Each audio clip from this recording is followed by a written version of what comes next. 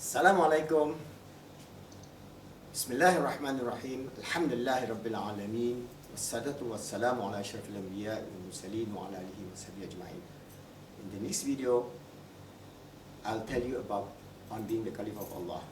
Remember in the last video, we did a little exercise of the mind game, that we look at ourselves on this earth and we look at the universe, and we travel from this earth to the edge of the universe, and we realize that this earth is an earth of nothingness. This physical world is a physical world of nothingness. There is no meaning, no purpose, no nothing, except what Allah has ordained upon.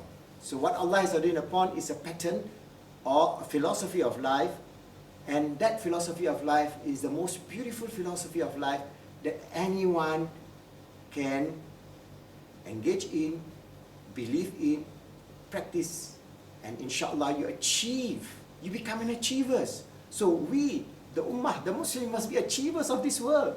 Not the downtrodden, not the poor, not the unhygienic, not the sickly, not the extremists, not the violent. We are created by Allah subhanahu wa ta'ala to be His abd, as I mentioned in the last. The second principle is Allah created us to be His Khalifa on this earth. That means we are the Khalifatullah fil ard.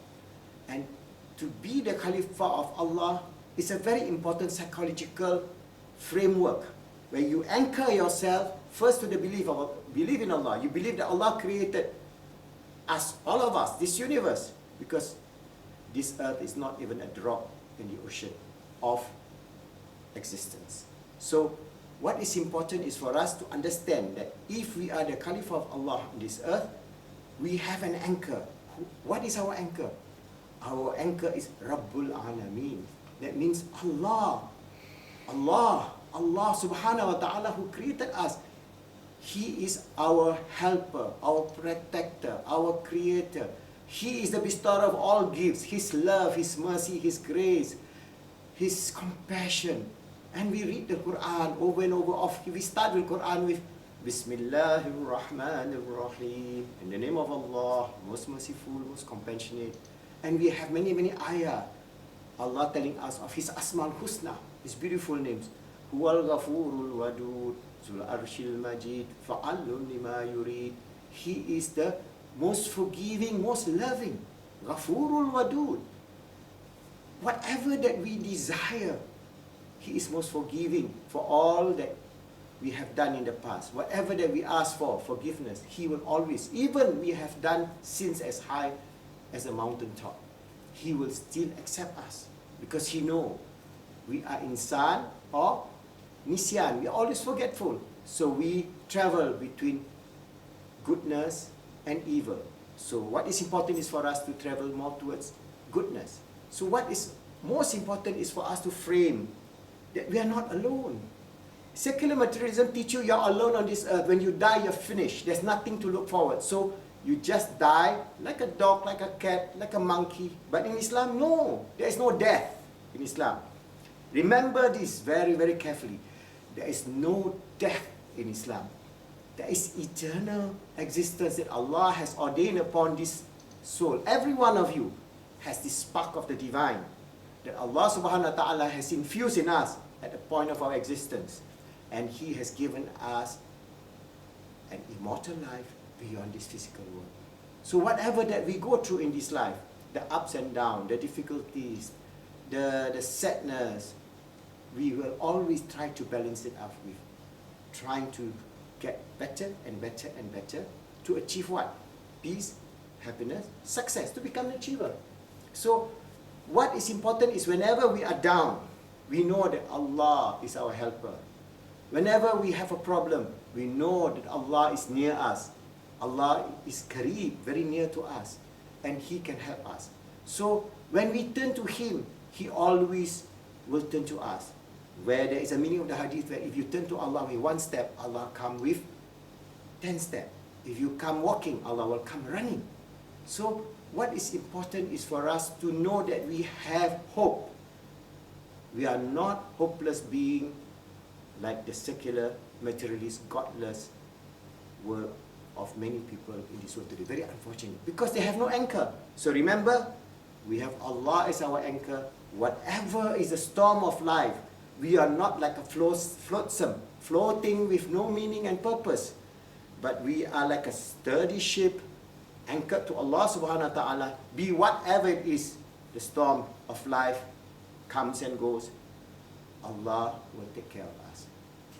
Remember Allah, remember of His love, remember of His mercy, remember of all that we are, because He created us. He knows to the inner recess of our heart. He knows what we have done, what good, what bad, what future.